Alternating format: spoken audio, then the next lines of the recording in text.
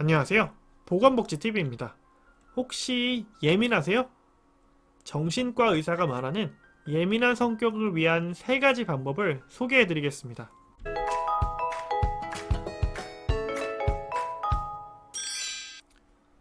제가 오늘은 평소와 조금은 다른 주제를 가지고 왔는데요. 코로나19로 인해서 우울증이나 정신건강 관련된 부분에 있어서 어려움을 겪는 분들이 많으셔서 이런 주제를 생각을 해봤는데, 실제로 찾아보니까 2016년에 나온 통계에 관련해서 정신질환 평생 유병률이라는 통계인데, 이것은 우리가 평생 살아가면서 정신질환을 한 번 이상 겪게 되는 경우를 관련한 통계인데, 전체 25.4%가 유병률을 보입니다. 이 말은 우리나라 국민 4명 중에 1명은 평생 살면서 정신질환을 겪게 된다는 거죠. 실제로 남자분들이 조금 더 많지만 여자분들도 20%가 넘는 수치를 보여주면서 이 정신건강에 대한 문제가 단순히 몇몇 사람들에 대한 이야기다 라고 치부하기에는 이미 우리 사회에 굉장히 큰 이슈가 되고 있다 라고 볼 수 있을 것 같습니다. 혹시 너무 예민한 성격 때문에 힘드신 적은 없었나요? 미국의 심리학자 일레이 아론이 한 얘기인데요. 우리 5명 중에 1명은 기본적으로 태어날 때부터 예민한 기질을 타고난다고 합니다. 우리는 이런 사람들을 예민한 사람이라고 부르죠. 일본의 정신과 의사인 N씨는 본인 자체가 예민한 기질을 타고났습니다.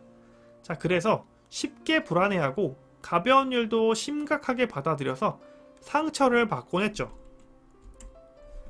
N씨는 자기처럼 예민한 사람들을 상대하다 보니까 크게 4가지 대표적인 특징을 발견했다고 합니다. 그 4가지 먼저 설명을 드리면요. 첫 번째, 생각이 복잡하고 사려 깊은 행동을 한다는 겁니다. 기본적으로 내성적이고 사색적인 성격을 보이고요. 어떠한 행동을 하기 전에 굉장히 스스로 혼자서 생각을 오래 하는, 고민하는 행태를 보인다고 합니다. 두 번째로, 기본적으로 민감하기 때문에 굉장히 쉽게 피곤해하는 경우가 많답니다.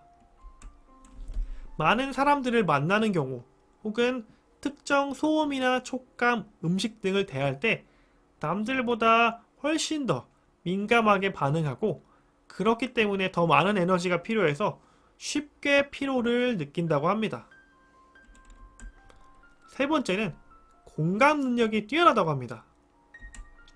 영화를 보거나 책을 보거나 혹은 예술 작품 등을 볼 때 쉽게 깊이 감동하는 경우가 많고요. 타인에게 신경을 많이 쓰고 가끔은 타인을 배려하느라 오히려 본인이 피곤해지는 경우도 많답니다.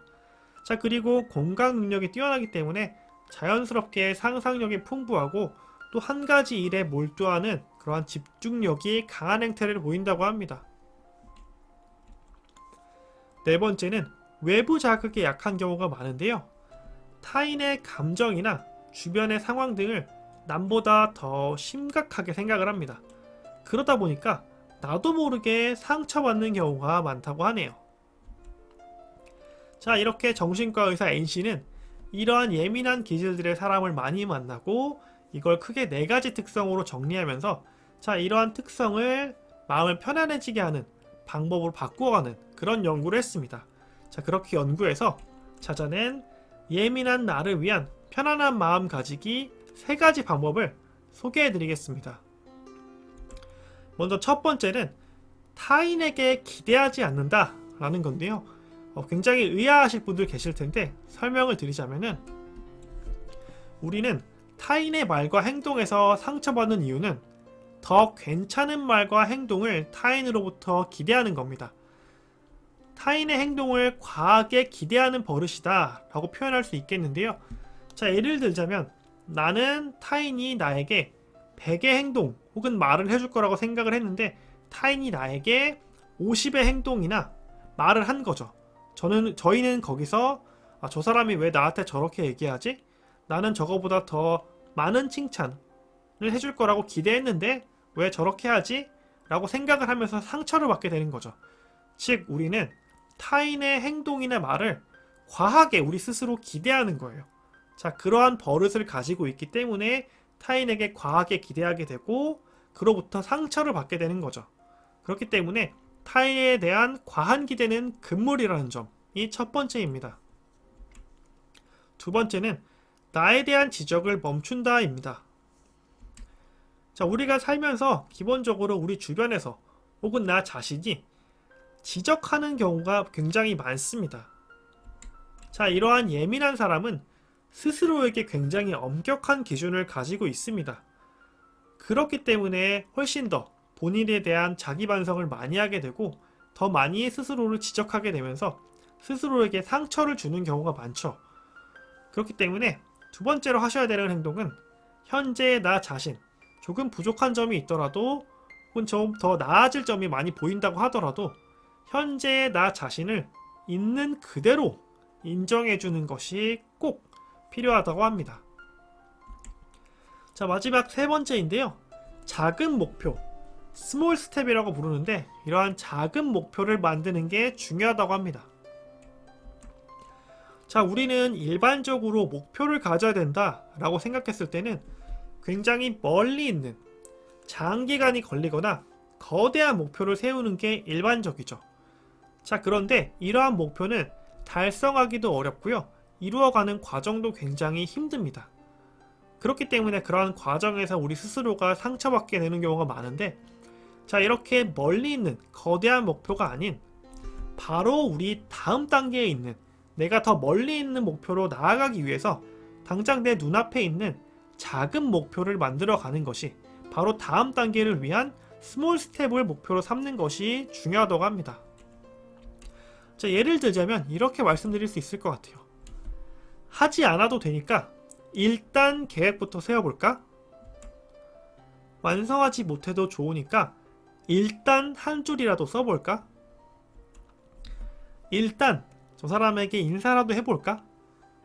자, 이런 식으로 멀리 있는 계획이 아니라 일단은 내 눈앞에 있는 작은 것부터 계획을 세우고 그것을 성취해 나가면서 성취감을 느끼고 나 스스로 할 수 있다는 자존감을 느끼는 게 작은 목표의 가장 큰 성과라고 생각합니다. 그렇기 때문에 너무 멀리 있는 계획을 세우지 마시고요. 일단은 작은 목표부터 만들어 나가는 것이 좋을 것 같습니다. 자, 오늘 제가 소개해드린 내용은 제가 이 책을 보고 굉장히 감명 깊게 봐서 여러분들께 소개시켜드리고 싶어서 만든 영상입니다. 자, 일본의 니시와키 순지라는 분은 정신과 의사인데요. 자, 이분이 본인도 예민한 기질을 가졌고 많은 분들을 상담하고 보면서 이렇게 마음을 편해지는 습관을 찾아낸 겁니다. 자, 책의 제목은 예민한 사람도 마음이 편해지는 작은 습관이라는 책이고요. 더 퀘스트라는 출판사에서 나온 책입니다. 자, 우리같이 예민한 사람들이 나의 정신 건강을 위해서 마음 건강을 위한 아주 작은 습관들에 대한 내용이니까요. 자, 근처에 있는 도서관에서 한 번씩 빌려다 보시면은 정신 건강을 챙기는데 굉장히 큰 역할을 해줄 거라고 생각합니다. 오늘 영상은 여기까지고요. 좋아요 꼭 부탁드리고 평소와 다른 내용의 영상을 만들어 보았는데 그럼에도 불구하고 귀한 시간 내서 시청해주신 여러분 진심으로 감사드립니다.